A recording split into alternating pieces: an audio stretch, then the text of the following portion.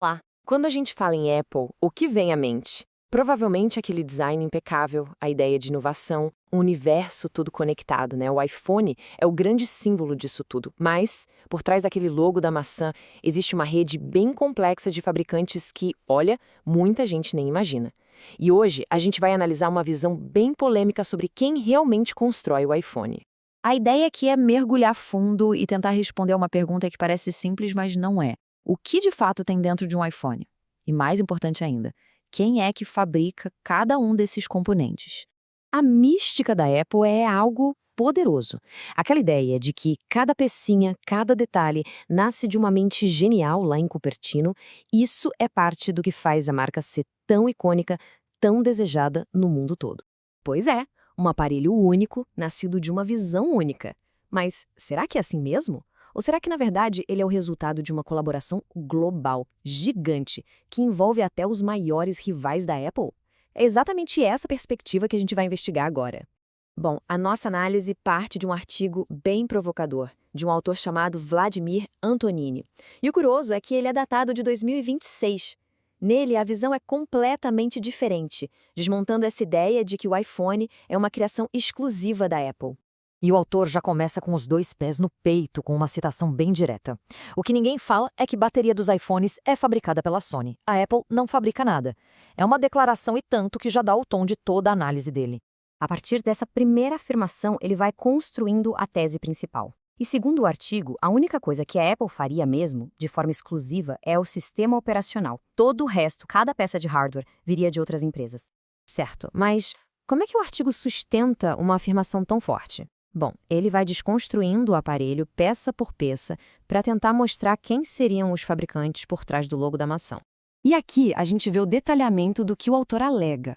De acordo com essa fonte, a bateria seria da Sony. E a lista continua, viu? Os chips, os famosos processadores Bionic e até as telas da próxima geração. Tudo seria fabricado pela Samsung. E para dar uma ideia da dimensão disso, a fonte chega a afirmar que 85% dos chips e circuitos, tanto dos iPhones quanto dos iPads, são fabricados pela Samsung. Isso mesmo, a empresa que é, ao mesmo tempo, uma das maiores fornecedoras e a principal concorrente no mercado de celulares. E tem mais uma camada nessa história. O artigo ressalta que a Samsung não fornece só para a Apple, ela também é uma fornecedora gigante para outras marcas, como Motorola e Xiaomi. Isso pinta um quadro bem interessante de como a indústria funciona por trás das câmeras. Tudo isso nos leva ao ponto alto do artigo. Depois de desmontar o iPhone, componente por componente, o autor chega na sua conclusão final. E ela é, vamos dizer assim, bem ácida. Para o autor, a conclusão é direta, sem rodeios. Um iPhone seria nada mais do que um Samsung Galaxy S25 de entrada, com menos câmeras, com um sistema operacional confuso e um logo de maçã mordida. É uma afirmação que ataca bem no coração do valor que as pessoas dão ao aparelho. Ok, deixando a provocação de lado por um instante. O que um argumento desses realmente significa?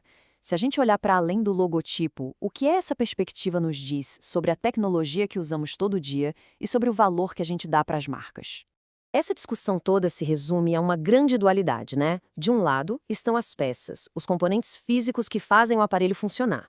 Do outro lado, a marca, o design, a engenharia, a integração com o software, todo o ecossistema, que agrega um valor que não é físico, mas que é imenso. No fim das contas, o que o artigo faz é convidar a gente para um olhar mais profundo.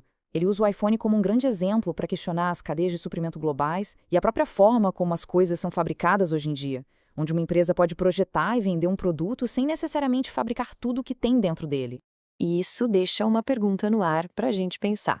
Do preço final de um produto que a gente compra, quanto é, de fato, pelas peças, pelos componentes internos, e quanto é pela marca, pelo design, pelo software e por todo aquele valor que não se pode tocar, mas que está ali estampado no logotipo?